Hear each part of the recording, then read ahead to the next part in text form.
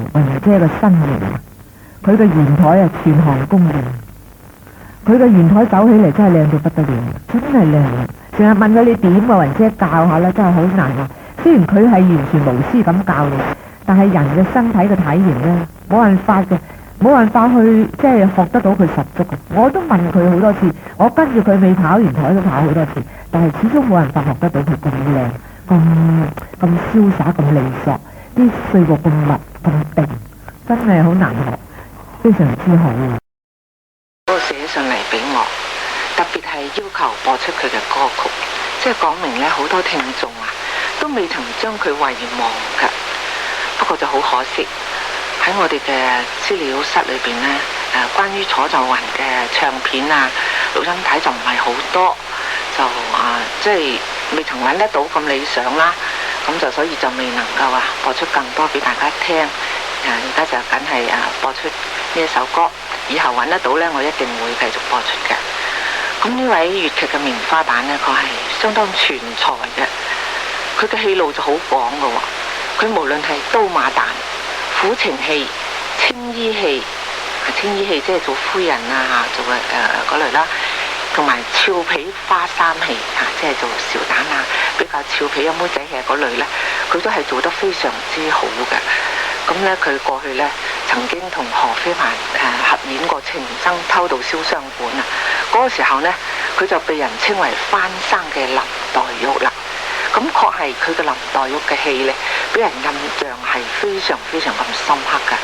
直至到而家為止呢，都仲未曾有邊一位新嘅林黛玉能夠同佢媲美嘅。咁可以想象佢當時俾人嘅印象係幾深刻呢？咁佢做得係非常到家，除咗佢外形似之外呢，佢戲佢表演呢好有深度啊！咁過去佢曾經年輕嘅時候呢，佢就同白堂演出《劈山救母》呢，佢做嗰個謝貧兄呢，已經係成為好多人啦，好多叔父都講起佢都楚岫雲嗰陣時做呢個做得好好啊咁樣。咁嗰個時候呢，就即係俾人哋印象又好深嘅。咁後嚟呢，喺廣東粵劇院呢，同羅品超都係拍檔相當時期嘅，演刀馬旦戲、蛇菜花呢類咁嘅戲林沖咁樣嘅青衣戲都係做得好好嘅。咁好可惜啦！喺呢個祖國嘅一段期間都有十零年咯喺一個咁動盪嘅呢個政治運動呢，就好多粵劇嘅藝人同埋好多文藝嘅工作者呢，都停止咗佢嘅藝術生涯，即係唔可以演戲啦。咁到後嚟呢，就都可以出翻嚟做戲啦。咁佢呢，亦都曾經一番努力，係好希望咧整理翻佢嘅首本戲，就係想做翻一場折子戲《黛玉歸天》，或者叫做《黛玉焚稿》咁啦。咁當其時呢，佢就曾經好努力練唱啦，準備排呢個戲啦。佢仲曾經問過我，佢話：綺雯你能唔能夠咧幫一幫我？我想你同我做個紫鵑啫咁。咁當時我覺得冇緊要啦雲姐你做好，我幫你，你想點你認為我可以喺你嘅戲裏邊能夠有啲襯托作用嘅話，我冇所謂㗎，好高興啦。咁準備同佢排呢個戲，但係非常之不幸。當佢喺度又練聲又練唱嘅時候呢，佢嘅身體已經冇辦法支持啦。結果呢，喺1979年好似79年嘅年底佢就俾病魔呢就奪去咗佢嘅生命。佢嗰個時候仲未曾到60歲，咁就好可惜喺一個咁有成就嘅藝人呢，就冇辦法完成佢自己嘅心願啦。所以而家講起嚟呢，我都好傷感咁當然好多聽眾好掛住、好懷念呢位粵劇嘅名伶。咁我而家呢，僅僅播出佢呢首好短嘅，僅僅係6分鐘嘅歌曲亦不能夠算為係佢嘅代表作。咁但係呢，就聊勝於無啦等大家聽下由楚岫雲唱出嘅《金川別院》。今日就講楚岫雲呢位老官，舊底是呢被譽為生黛玉嘅呢位著名嘅粵劇名旦楚岫雲呢，喺舞台上曾經真係紅透半邊天。咁我知道呢，老一輩嗰啲戲迷對佢嘅精湛演技一定唔會唔記得嘅。尤其係上個世紀50年代呢，楚岫雲同何非凡合演嘅《情僧偷渡燒傷館》呢，佢就扮演黛玉。喺葬花呢場戲裏邊呢，哇，台步輕盈，身段優美，配合埋嗰啲咧嬌柔哀怨嘅美態，令人眼前一亮嘅。而且喺焚稿同埋歸天呢兩節嘅表演裏邊呢，更加領略到佢聲腔嘅清脆做工嘅細膩，將佢拿手嘅演苦情戲嘅功力發揮到淋漓盡致，使到啲觀眾為之動容嘅。咁佢嘅演技呢，係粵劇行裏邊呢不可多得嘅佼佼者嚟噶啦，無怪乎呢有生黛玉咁嘅稱號。楚岫雲呢個名呢，當然呢大家都知係藝名嚟噶啦。咁佢嘅真名又係乜嘢呢？嗱，呢樣嘢呢，佢自己都從未曾講過噶噃吓，冇公開過嘅個秘密嚟嘅。只不過呢，佢有一個呢好特製嘅、好精緻嘅私火嘅打火機喺個底嗰度呢，就刻住3個字嘅，叫做譚耀暖。譚呢就梗係芫茜棗呢個譚啦，耀呢就光耀嘅耀，耀眼嗰個耀何家耀嗰個耀，聯呢就金聯電嗰個聯。咁男性化個名其實呢，嗱，楚岫雲呢有2個父親，姓譚呢個呢，佢嘅生父，姓伍嗰個呢就養父嚟嘅。咁雙親早喪，幼年寄居喺樓下嘅一個粵劇界人士伍適賢咁收養咗佢。呢個人呢，當年粵劇名旦銀飛燕嘅胞兄，咁所以呢，日常接觸嘅多數係梨園中人。咁正因為呢，楚岫雲佢長年耳濡目染，潛移默化鍾情於粵劇啦。咁後嚟咧喺讀小學嘅時候咧，就跟隨佢嘅養父去香港認識咗當年所謂智士班出身嘅粵劇名伶曹雪洲，並且咧收佢為入室弟子，咁從此咧隨師學藝。咁正所謂咧，萬丈高樓平地起啊嘛，師傅首先係要對楚岫雲進行咧基本功訓練，同時咧又由佢嘅養父嘅另外一個兄弟咧就教佢武打方面嘅硬功夫，叫做伍艷明呢個綽號叫做癲仔明。佢喺戲行裏邊咧著名嘅就打關斗最叻嘅龍虎武師，佢日日就強迫呢個楚岫雲練功，無論歷盡幾多艱辛，只要佢苦練到能夠打大翻為止咁樣。咁好彩呢，就楚岫雲當年都聰明過人，而且勤奮耐勞，磨練咗1年之後呢，唔單止各種跳躍翻騰啲動作啲功夫學到手，而且練到一身呢刀馬旦嘅好本領。咁楚岫雲呢成就之快呢，行內人都嘆為奇蹟嘅。當時嚟講呢，女性花旦能夠打大翻喺全戲行裏邊呢，確實係真係非常之少見，少之又少。咁楚岫雲之所以學藝有成呢，全賴佢呢識得鞭策自己眼淚加埋汗水換翻嚟噶。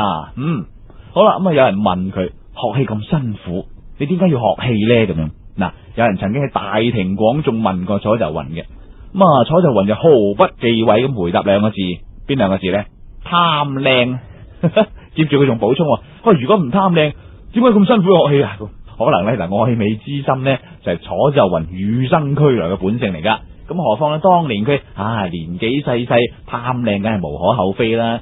而且從佢嘅藝名而言呢，你可以探究到點解楚岫雲貪靚嘅依據啦。其實呢，楚岫雲呢3個字呢，蘊含住好靚嘅含義嘅。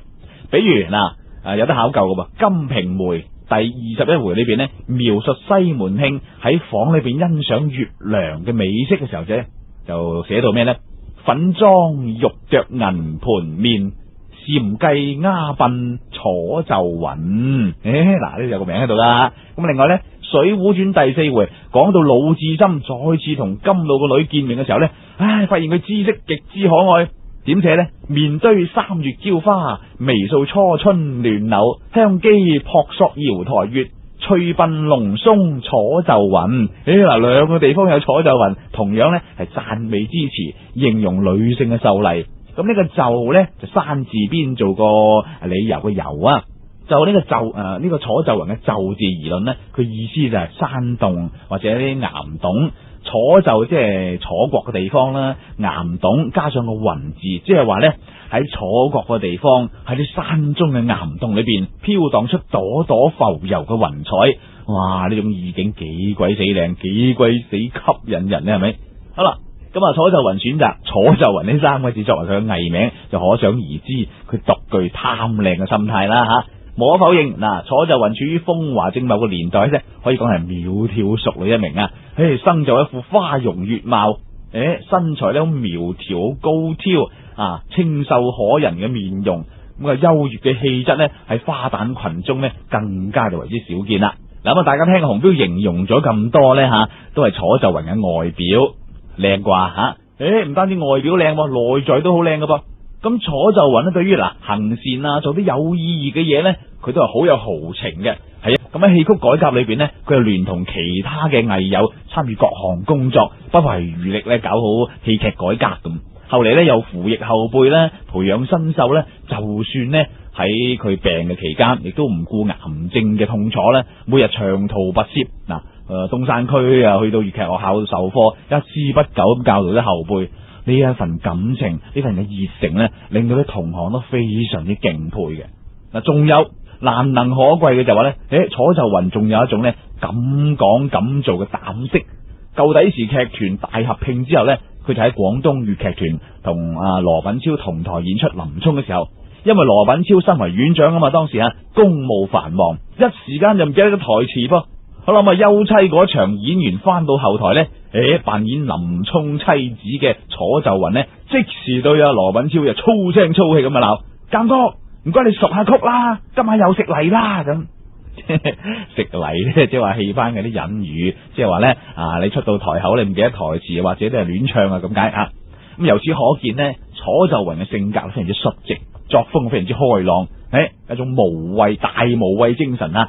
我仲有一樣嘢令人賞識嘅就係話呢，楚岫雲功底非常之紮實。佢既擅長青衣，亦都擅長龜門旦、刀馬旦更加係佢嘅出身添啊。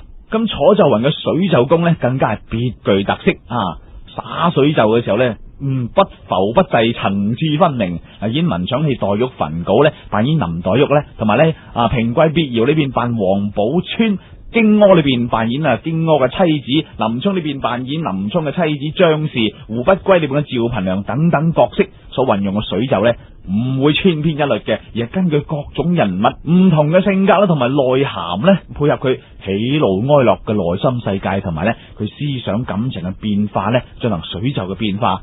演武搶戲嘅時候呢，楚岫雲呢亦都有獨到之處嘅。除咗一舉手一投足乾淨利索之外呢，佢演流金定斬四門。楚岫雲為咗練好呢個踩轎功，曾經連續好多日捏起隻腳尖擔水上3樓。哇，犀利！喺戲裏邊呢，紮腳車身小跳碎步咬腰等等嘅功架，以及喺斬四門表演嘅踩轎飛速旋轉車身等等，咁啲夾裙飛舞背企不亂咁高難度嘅動作呢，觀眾同行留低嘅印象都係非常之深刻嘅。好啦，咁今日講過呢，就係楚岫雲嘅故仔啦噃。